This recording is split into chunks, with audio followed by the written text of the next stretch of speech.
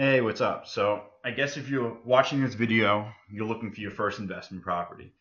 And through this video, I'm going to show you a couple of things. One, how to find your investment property, how I bought my very first investment property 20% under asking price. I'm going to tell you things that can protect yourself along the way, just legal issues, and just any tips that I found. I'm going to pass it along to you. Just ask you if you like the video, be sure to subscribe to my channel, share the video, and if you have any questions, just comment below and I will get back to you. So, what I did first when I was looking for an investment property, the first thing I figured out was how much money can I get? That's one of the biggest questions. For a rule of thumb, if you're looking for a multifamily unit like myself, I was able to take out 4 times my money. So if you have 100 grand, you could take out 400,000. If you have 50,000, you could take out a loan amount about 200,000. Most of them want you to put 25% down. So that is the baseline on how much you can afford.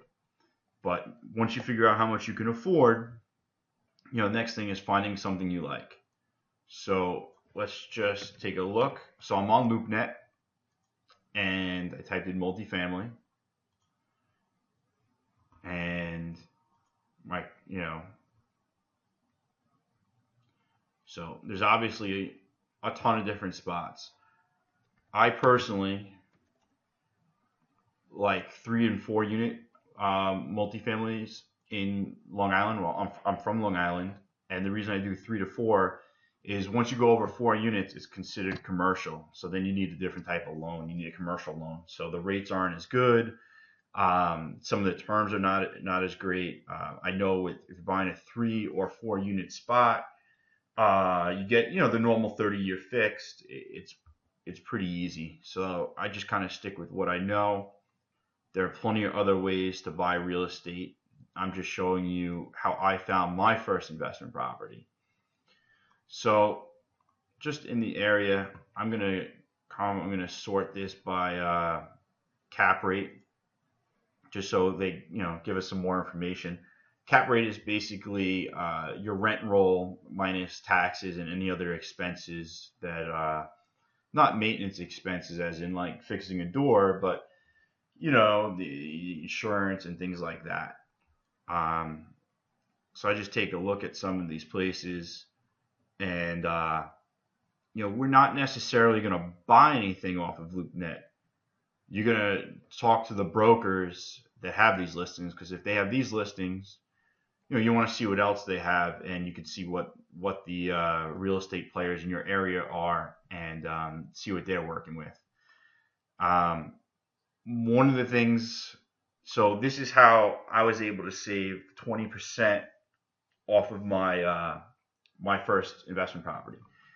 You're not always going to find this, but I looked around enough, and what you want to do is you want to find a listing that has actually been on the market for quite some time. Most of the time they get stale, and just because they get stale doesn't mean they're bad. It just means at that price they're bad. So you hope to get somebody that has basically they're just tired of holding the property, and you'll take it off their hands. And like for argument's sake, I know that this property we're looking at on the screen has been for sale for months on end, maybe even over a year. And it's not necessarily my type because it's a 6 unit place. But if you were into something like this and say it was 4 and it's been on the market for a year and they want 6.5, 650,000, I'll look at the comps and say the comps in the area are 570. Well, I'll go in and offer 520, and you never really know. I went in there and offered 20% less, and there was no negotiating. They just came out and said, "We'll take your offer." So don't ever think by going in low like you're offending somebody. Sometimes you go in real low just to get the ball started, and sometimes you go in low and they just accept your offer and you saved a bunch of money. I mean, that's the best case scenario. It doesn't always happen, but when it does, it's a huge money maker. You're out less money, you're getting the same building, And then as soon as you get in there, you look at the comparable rents, and if the rents are low, you raise the rents. And next thing you know, say for argument's sake, you bought this for 550,000. You turn around, you raise the rents, and maybe it's actually worth 650 in a year, and you made 100,000 on that.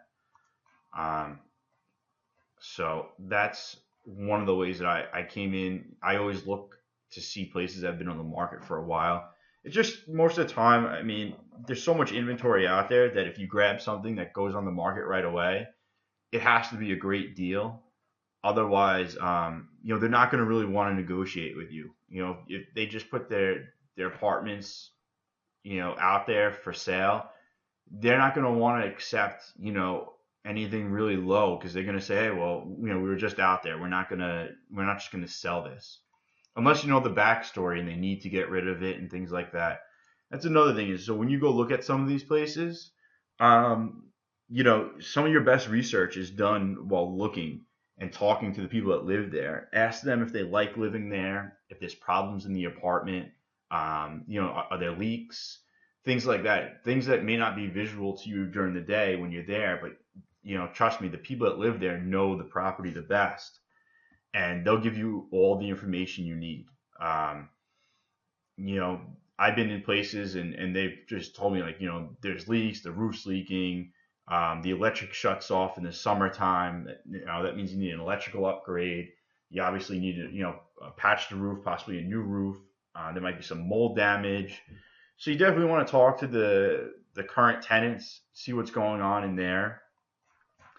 Um, Another thing I like to go to apartments.com and and see what's going on with the rents in the area. You know, they'll tell you. So say if your place is only all two bedrooms, well, go in there and see if there's a lot of two bedrooms rented out, or available. If you see a whole lot of two bedrooms, then there's no demand for that in the area, so that's not something you want to get into. So you got to do your research in that way. I like to buy in towns where there's a nightlife, because if there's a nightlife, there's people willing to rent there that want to go out. You know, they want to enjoy themselves. Most of the time, if you're away from nightlife and you're in a regular suburban area, it might be harder to rent because a lot of families want to buy. They want to own the home. So I find buying in areas of towns. Also, I don't buy houses that were turned into multi-unit places. I buy garden style apartments. The building was built and meant to be a 4 unit building. It wasn't a house that they put up walls and they turned it into it. So that's something you definitely want to look into as well. Um, One other thing is when you run the numbers, figure out the loan rate and things like that, and you want to make sure that your property is cash flow positive. So that means when you collect the rent and you pay the monthly mortgage and the taxes, that you have money left over, and that's basically free cash flow. And you definitely want your property to have free cash. So if you have a place that's like, I don't know, 600,000, 700,000, you want to have somewhere between 12 and 15,000 of free cash flow from that property every year. On top of that, they're paying your mortgage, they're paying the taxes, they're paying all the expenses. I look for cap rates that are 7, 7.5 and up. Most of the time, if it's like 10, 11 or plus, usually the area is not that great. I try to buy a good area and a not so great house because I can always renovate it and make it a great house and save money on save money on the purchase price. I look at the potential. I'd rather I'd rather buy a worse house than pay for something somebody else did that really, there's no value added there. I always look at value added properties. That's the best way to make some quick money. If you don't have the time, then you can just go ahead and buy a nice place, a nice area, and just collect the rent. I like to get a little value out of it right away. If I could buy a place under market, under market value, um, and not so great place, I can renovate, little renovations. Somewhere that needs a new roof, upgraded electric.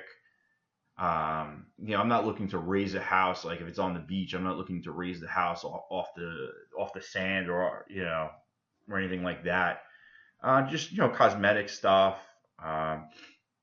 Nothing crazy.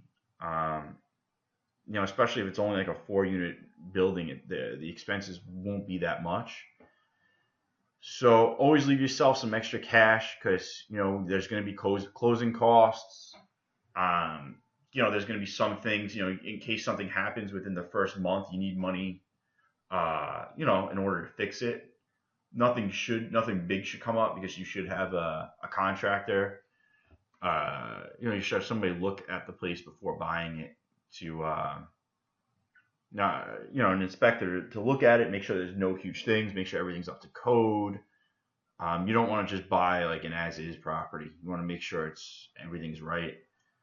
Um, I mean, those are the biggest tips. I mean, the next thing is just finding the location by you, and just getting something.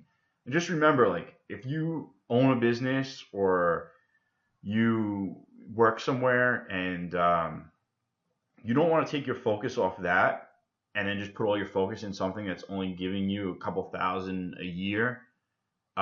You can always get a third party property management company, and they'll manage your property. They'll take a fee, but you can focus on still building your business and things like that, and not focus on something that's making you a lot less money. This is more of a place that's better to put your money in than the stock market, and things like that. You're building, your house or apartment building that you buy is becoming worth more through the years.